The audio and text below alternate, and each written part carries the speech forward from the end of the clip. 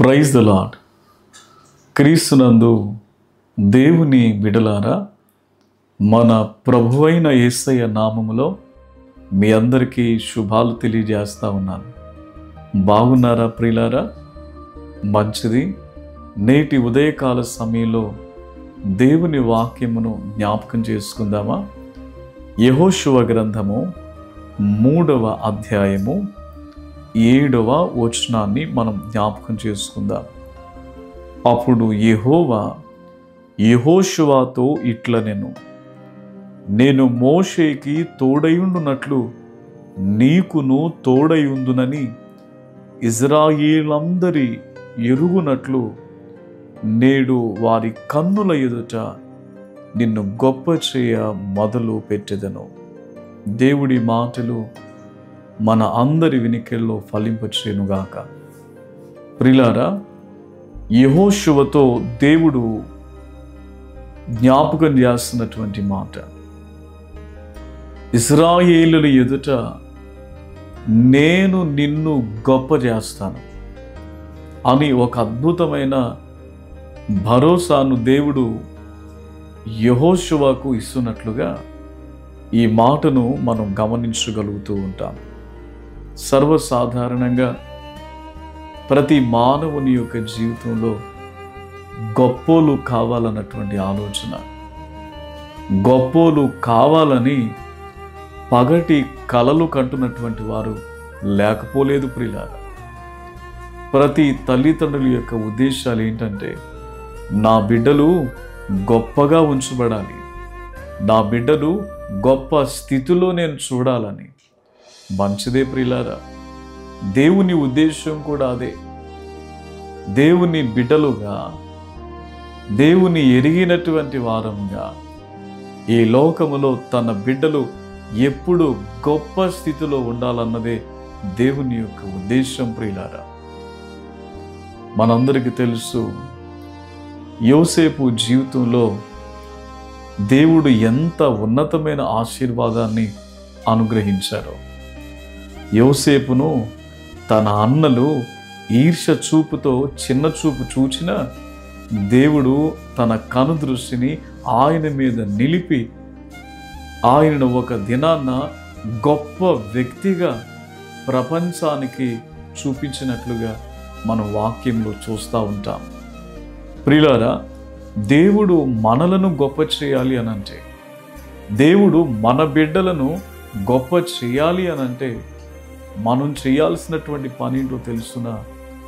మనము దేవుని ఎడల విధేయతను చూపించవలసిన వారమై ఉన్నాం. మనము దేవుని ఎడల వినయమైన మనస్సును కనపరచవలసినటువంటి వారమై ఉన్నాం ప్రియులారా. ఇది నాన్న దేవుని వాక్యం జ్ఞాపకం చేస్తా ఉన్నది, నేను మోషేకి తోడై ఉండునట్లు. దేవుడు ఎవరికైతే తోడై ఉన్నారో వారి జీవితాలు ఈ లోకమునకు పరిచయం అవుతాయి. ఈ లోకములో అందరి దృష్టి వారిపైన ఉండునట్లుగా ప్రభు సహాయం చేస్తారు. మనం అనేక ఛానల్స్లో చూసాం, మనం అనేకమైనటువంటి పుస్తకాలలో కూడా మనం చూసాము. కాళ్ళు మరియు చేతులు లేనటువంటి ఒక వ్యక్తి పుట్టినప్పుడే అందరూ చెప్పారు, ఎందుకు వచ్చింది ఆ అబ్బాయిని చంపేయండి, లేకుంటే ఎక్కడైనా చెత్తలో పారేయండి అని.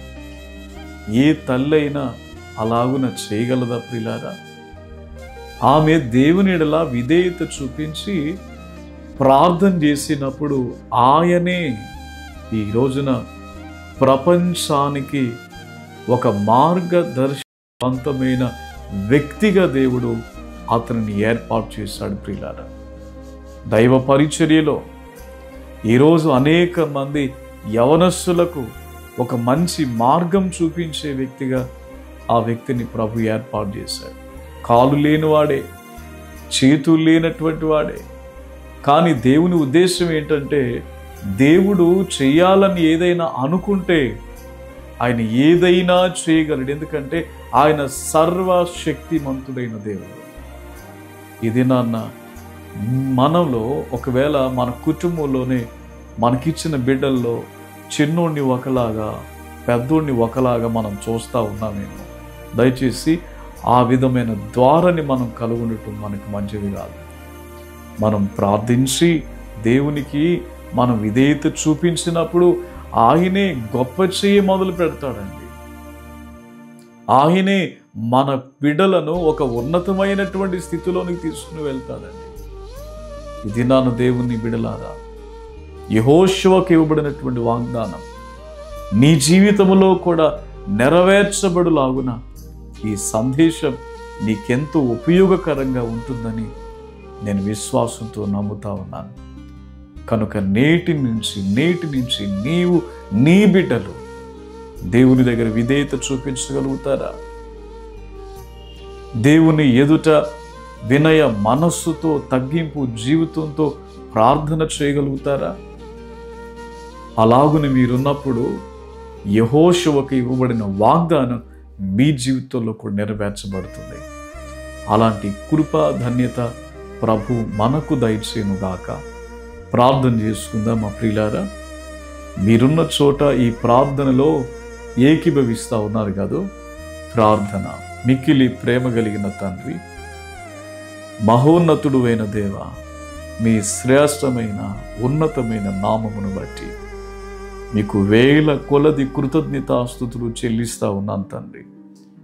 ఈ సందేశమును విన్న వారి జీవితాల్లో మీ కార్యములు సఫలము చేయమని, వారిని గొప్పవారిగా, వారి బిడ్డలను గొప్పవారిగా, వారు చేతి పనులు కలిగిన వారై, వారు విద్యను కలిగినటువంటి వారై దేవ వారిని మీరు ఆశీర్వదించుమని యేసయ్య నామం పేరిట ప్రార్థించుచున్నాము తండ్రి.